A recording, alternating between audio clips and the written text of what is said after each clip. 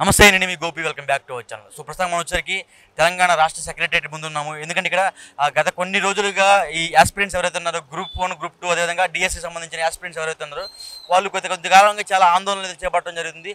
మొన్న మనం రీసెంట్గా చూసుకుంటే ఓయూకి సంబంధించిన ఒక నాయక్ అనే ఒక అతను కూడా ఆమరణ నిరాహార దీక్ష కూర్చున్నాడు.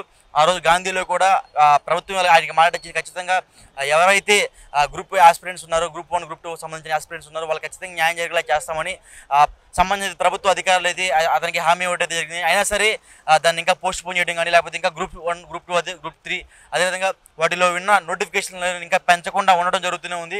ముఖ్యంగా టెట్కి అదేవిధంగా డిఎస్సికి సంబంధించిన దాంట్లో బాగా తెలంగాణలో అయితే కొంచెం యువత అయితే గలమెత్తడం అయితే జరుగుతుంది. సో ముఖ్యంగా మనం చూసుకోవచ్చు ఈరోజు మొత్తం సెక్రటరియట్ ముట్టడి కారణంగా రాష్ట్ర తెలంగాణ పోలీస్ బలగం మొత్తం ఇక్కడే ఉంది. సో మనం చూసుకోవచ్చు ఒకసారి. అదేవిధంగా లోపల ఇప్పుడే ఎమ్మెల్సీ బల్మూరు వెంకట కూడా ఇప్పుడే లోపలికి వెళ్ళారు.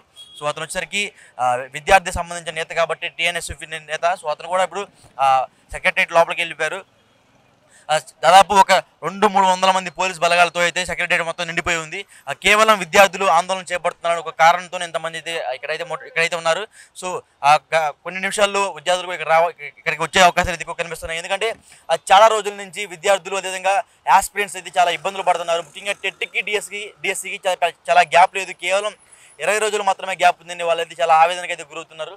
సో ముఖ్యంగా డిఎస్సి ఆస్పిరెంట్స్ అయితే ఎవరైతే ఉన్నారో వాళ్ళు చాలా అయితే ఇబ్బందులు గురవుతూ ఉన్నారు. బట్ గవర్నమెంట్ తరపున ఏమని చెప్తున్నారంటే ఈరోజు బట్టి విక్రమార్కే గారు ఏం చెప్పారంటే 80 మంది ప్రిపేర్ అవుతుంటే 20 మంది వచ్చి ఇట్లా రోడ్డు మీద గలమెత్తుతున్నారు అంటున్నారు.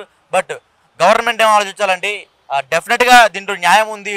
టెట్కి డిఎస్సికి కేవలం 20 రోజుల గ్యాప్లో ఇవన్నీ 20 రోజుల గ్యాపే ఉంది. 20 రోజుల్లో వాళ్ళు ఏం చదవగలుగుతారు, వాళ్ళు ఏం రాయగలుగుతారు, వాళ్ళు ఏం ప్రిపేర్ అవ్వగలుగుతారు, దీంట్లో కూడా వాస్తవం ఉంది. కాబట్టి మీడియా రంగం మొత్తం కూడా విద్యార్థులకు అయితే సహకరిస్తున్నారు.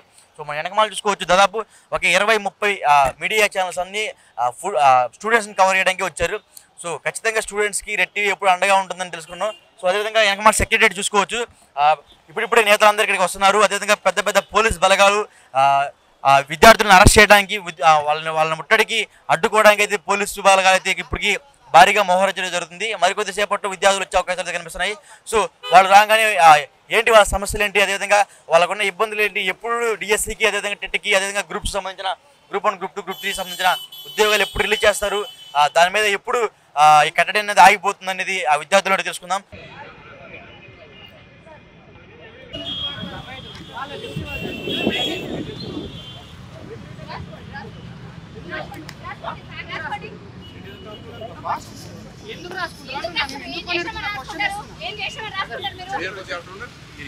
అసలు వాళ్ళు ఏమి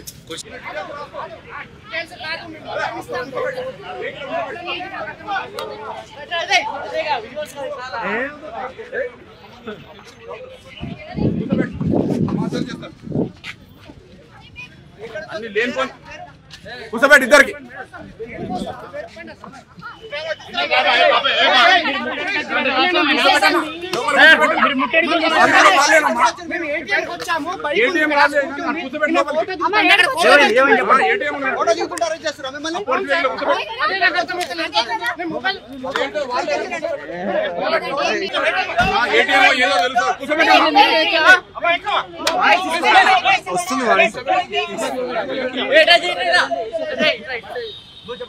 బీసీల రిజర్వ్ వెంటనే చేయాలి. విద్యార్థుల ఎగ్జామ్స్ పోస్ట్ పోన్ చేయాలి.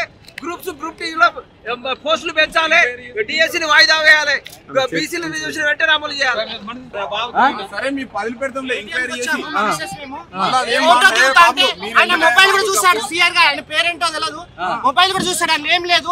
అనవసరంగా ఎక్కిస్తున్నారు. ఎందుకు మా మిస్సెస్ మీరు ఎందుకు వచ్చారు? సో ముందాక మనం చూసాము. బట్ వాళ్ళైతే విద్యార్థులు కాదు, స్టూడెంట్స్ కాదు, అదేవిధంగా నిరుద్యోగులు కూడా కాదు. బట్ వాళ్ళు ఏదో ఒక ఫ్యామిలీతో ఫోటోలు దిగడానికి సెక్రటరీ దగ్గరికి వస్తే వాళ్ళని కూడా పోలీసులు అక్రమంగా అరెస్ట్ చేసుకుని అయితే జీపులు ఎక్కించుకుని అరెస్ట్ చేశారు. అయినా సరే ఇక్కడైతే ప్రస్తుతానికి అయితే నిరుద్యోగులు అదేవిధంగా యాస్పిరెంట్స్ కూడా ఎవరైతే ఇక్కడ రాలేదు. ముట్టడి అన్నారు కానీ బట్ ఇక్కడ వర్ష ప్రభావం అయితే ఎక్కువ అవుతుంది. సో అందుకని రాలేదేమో. మరికొంతమంది అయితే ఓయూలోనే కొంతమంది స్టూడెంట్స్ని అక్కడే పోలీసులు నిర్బంధించారు. అదేవిధంగా కొంతమంది అయితే అరెస్ట్ చేయడం జరిగింది. మరికొంతమందిని కూడా ఇక్కడ ఒక ఇద్దరు ఆస్పిరెంట్స్ని కూడా అరెస్ట్ చేయడం జరిగింది. ఒక 3 బీసీ నేతలను కూడా అరెస్ట్ చేయడం జరిగింది. సో ఇక్కడ పరిస్థితి అయితే ఇది ఎవరు వచ్చినా సరే సెక్రటరీ లోపలికి అయితే ఎవరిని అలౌ చేయట్లేదు. కేవలం పాసులు ఉంటేనే అలౌ చేస్తున్నారు. సో నిర్బంధితులు అంటే ముఖ్యంగా యాస్పిరెంట్స్ అయితే ఎవరు ఈ చుట్టుపక్కల కూడా రావట్లేదు. ముఖ్యంగా చుట్టూ నలుమూలలో సెక్రటరియట్ నలుమూలలో కూడా పోలీసులు అయితే పెద్ద పెద్ద బారిగేట్లు పెట్టి ఎవరినైతే లోపలికి ఎలా చేయడం ఎవరినైతే లోపలికి అయితే ఎలా చేయట్లేదు.